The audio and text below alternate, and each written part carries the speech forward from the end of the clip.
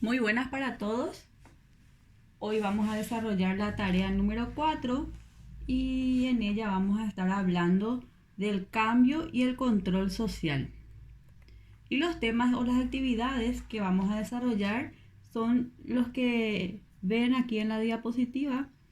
Primero que nada vamos a hablar del cambio y para ello tenemos que saber que toda sociedad y toda cultura, aún en la más tradicional o conservadora, está constantemente sujeta a cambio. El cambio es algo inherente a la misma naturaleza humana. La unidad central de la sociedad, que es la persona humana, está sujeta a los hechos universales de nacimiento, maduración, envejecimiento y muerte. Y llega el caso en que todo el personal de una sociedad desaparece y es reemplazado por otro grupo. Entonces, la unidad mínima de cultura, la pauta de comportamiento, aunque más duradera que sean o que realicen las personas, está sujeta siempre a factores de cambio. Entonces, dadas estas precisiones, podemos definir lo que es el cambio. Y el cambio se define brevemente como una variación de un estado o modo precedente de existencia. Siempre hay algo que está sujeto a variación y el objeto así cambiado representa una reforma y combinación de modos anteriores de existir. Bien, eso en cuanto al primer punto de esta actividad. Luego tenemos que enfocarnos a lo que es el cambio planeado y no planeado y vamos a hacer algunas precisiones en cuanto a las diferencias existentes entre ambos. Sabemos que tanto el ritmo como la dirección del cambio dependen en gran manera de que éste sea deliberado o no deliberado. Cuando hablamos de cambio deliberado, inducido o planeado, nos referimos al que se efectúa con control social. Es decir, a ese cambio que ya viene precedido de planes, ya sea por ejemplo por jefes, inventores, reformadores y grupos de presión. La gente, por diferentes motivos, prevé la dirección en que le gustaría que se moviesen la sociedad y la cultura y hace esfuerzos por llevar a cabo el cambio deseado. Así, por ejemplo, un fabricante construye una fábrica para la producción de un nuevo invento. A veces hay consecuencias no previstas de estos esfuerzos, como por ejemplo los barrios bajos en una ciudad industrial que se extienden rápidamente, pero se entiende que la dirección general ha de ser de progreso hacia adelante. Entonces, esto en cuanto al cambio planeado, inducido o deliberado. Esto es lo que tenemos para decir. Ahora, vamos a hablar del cambio no deliberado o no planeado. Este tipo de cambio es generalmente imprevisto. Con frecuencia ocurre a consecuencia de catástrofes naturales, como por ejemplo inundaciones, sequías y terremotos. Y la importancia de sus efectos depende de su rigor y de la capacidad de la sociedad para absorberlo o para reaccionar ante este tipo de cambios. Estas catástrofes son en sí mismas cambios súbitos y generalmente exigen que las personas hagan rápidos reajustes en su comportamiento. Se dan también en ciertos factores biológicos no deliberados, como por ejemplo nuevas enfermedades. Y acá tenemos el caso más reciente que es el del COVID-19, el coronavirus, ¿verdad? Que se dieron por factores así biológicos, apareció esta nueva enfermedad y entonces, como fue un cambio no planeado, no deliberado, exige que la sociedad se adapte a esta nueva forma de vivir. Por ejemplo, ahora, como ustedes ya saben, estuvimos unos buenos meses, ¿verdad? En periodo de confinamiento, estamos todavía utilizando mascarillas para protegernos, estamos todavía adaptando el distanciamiento para tratar de no contagiarnos, ¿verdad? Y de ir paliando o contrarrestando los efectos nefastos que podrían de repente acarrear esta enfermedad. Y bueno, estos son los factores no planeados o no inducidos eh, o no deliberados que hace que la sociedad cambie repentinamente sus formas o sus hábitos de vivir. Bueno, vamos a explicar ahora los factores del cambio. Tiene mucho que ver con el tema que estábamos hablando anteriormente, con el cambio planeado y no planeado. Bueno, vimos que el cambio puede ser planeado y deliberado o puede ser fortuito y no deliberado. Y se pueden reconocer e introducir factores aislados. Y es cierto que determinados cambios menores en la sociedad y en la cultura se pueden explicar por ellos. Sabemos en general que los cambios, por ejemplo, en la legislación y también en las exigencias de su cumplimiento, han ejercido siempre un gran influjo en las costumbres y también en las prácticas populares. Sabemos que el cambio en el sistema de crédito, por ejemplo, o en la producción mecánica puede dar origen a toda una serie de acciones y también de reacciones de la sociedad, algunas de ellas imprevistas. Sabemos también con absoluta certeza que ninguno de estos factores es una causa universal que provoque todos los cambios en una sociedad o en su cultura. Pero a pesar de lo que sabemos científica y empíricamente sobre la causalidad múltiple, todavía se recurre con frecuencia y sin método a la teoría del factor único. Es decir, la gente sigue atribuyendo el estado de cosa actual, o sea, todo el sistema social y cultural atribuyen, por ejemplo, a la herencia racial, al marco geográfico, a la intervención sobrenatural o a toda una serie de factores misteriosos. Dicen, por ejemplo, que el destino es ciego, que la evolución es automática o le atribuyen ciertos cambios a la mala suerte o al azar.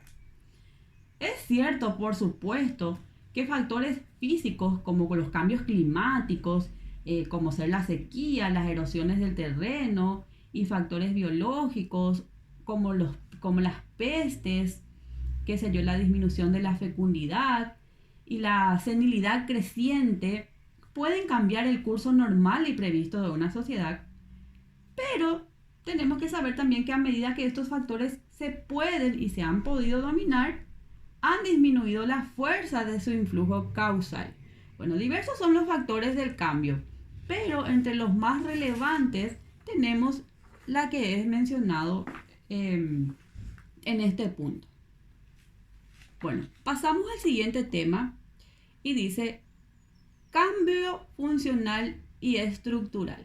Ustedes lo que van a hacer aquí es explicar la diferencia o la interrelación también existente entre un cambio funcional y un cambio estructural. El estudio del cambio funcional dentro de una cultura tiene importancia para el sociólogo, lo que hace que la gente y el modo como lo hace indican las uniformidades repetidas de comportamiento social que se pueden comparar de una cultura a otra. Y siendo la cultura una realidad dinámica, es decir, con cambios variantes, esos principales cambios y esas evoluciones se pueden seguir mediante la observación de las funciones de las personas en la vida de grupo. Es decir, de esas personas en sus variados roles sociales o en los grupos importantes de la sociedad. Seguir el desarrollo del rol, por ejemplo, paterno, o seguir el rol del trabajador, el rol del ciudadano y otros a través de un periodo de tiempo, proporciona una visión fructuosa del cambio funcional. Sin embargo, cuando hablamos de cambio estructural, tenemos que saber que este cambio estructural va envuelto en fenómenos como, por ejemplo, el desarrollo de la burocracia, la contracción de la clase obrera no especializada, la expansión de la clase media, la multiplicación de especialistas en las funciones y también en el desplazamiento del poder social de las agrupaciones económicas a las políticas. Todos estos son ejemplos del modo como está sujeta a cambio la posición relativa de las personas, de las clases y de los grupos. Y un cambio en cualquiera de estos implica cambios en los otros sectores interrelacionados de la sociedad, y ello implica también un reajuste gradual de esa estructura social. Bueno, todo eso es lo que tenemos para poder decir o referirnos al tema del cambio. Ahora pasamos a hablar del control social. Y en la actividad que estamos teniendo como tarea, nos pide definir lo que es el control social. El control social es una extensión del proceso de socialización. El control social es el aspecto objetivo de la socialización. Es el mecanismo que perpetúa este proceso, induciendo y a la vez manteniendo la conformidad de las partes con las pautas de conducta o de comportamiento, que ya hemos estudiado también en la tarea anterior. Ahora, cuando hablamos de desviación social, ¿y cuál es el concepto de desviación social? Bueno,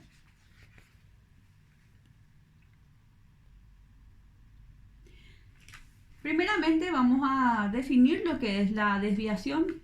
La desviación social y cultural se refiere a anormalidades e irregularidades. El sociólogo emplea el término normal para indicar todo lo que sea estandarizado, o sea, todo lo que sea sometido a pauta recurrente y también a pautas que ya están predeterminadas. Esto significa, desde luego, que estas regularidades de comportamiento y estructura se usan también como normas para descubrir y evaluar lo que es anormal.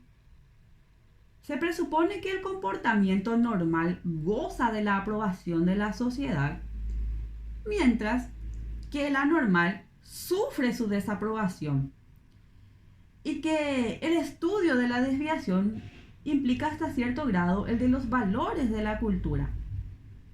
Sin embargo, en términos estrictamente científicos, la desviación no denota la aprobación o desaprobación subjetiva del observador.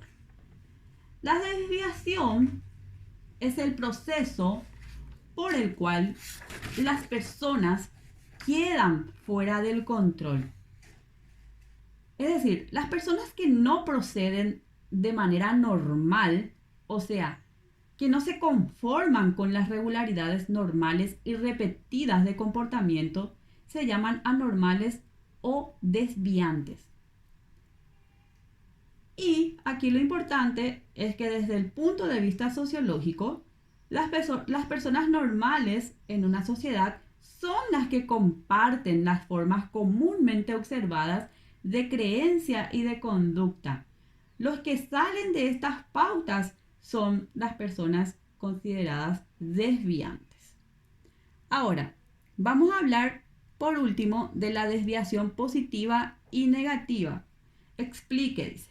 Bueno, la desviación positiva, vamos a hablar primeramente de esa desviación. Esa desviación positiva es la que va en la dirección de las pautas ideales de comportamiento. Es la tentativa de aproximarse a estas pautas ideales que la sociedad misma considera como superiores. Y a estas formas de comportamiento la gente les da el calificativo de más virtuosas. Es decir, la persona o grupo orientado positivamente y desviado hacia arriba se eleva por encima de las pautas comunes, repetidas y reales de pensamiento y de acción. Y esta clase de desviantes son las personas extraordinarias, los santos, héroes y ejemplos de comportamiento. Ahora, ¿cuándo la desviación es negativa? Bueno, decimos que la desviación negativa es un movimiento en la dirección de un comportamiento desaprobado, inferior o inadecuado. Significa conformidad con modos de conducta que son inferiores a los estándares de la cultura, que están también por debajo de las pautas reales. Y a este comportamiento de tipo inferior es al que más comúnmente se refiere el término desviación en los escritos de sociología. Bueno, los libros que tratan, por ejemplo, de problemas sociales se ocupan de este comportamiento negativo desviante por ser un alejamiento hacia abajo del nivel de conducta normal aceptable de una sociedad. Es así que las personas y grupos negativamente desviantes tienen por lo regular bajo estatus social y son mirados de arriba a abajo por su sociedad en general. Y este es el típico caso de las personas que tienen desviaciones de su sexualidad. Hay personas que optan por ser homosexuales, ya sean tanto del género masculino como del género femenino. Se sienten atraídos por personas de su propio sexo, entonces la gente ya los mira con desaprobación porque tienen una conducta desviante, y a los homosexuales lo llaman gay, a las mujeres que son atraídas por otras chicas se las llaman lesbianas, y ahí empieza la desaprobación de la sociedad en general.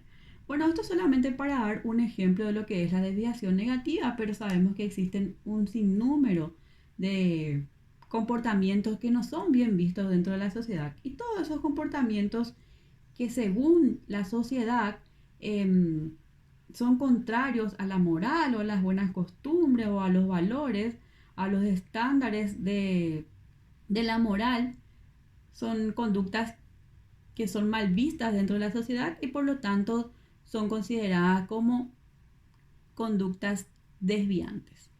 Bueno, hasta aquí la tarea de hoy y gracias por la atención.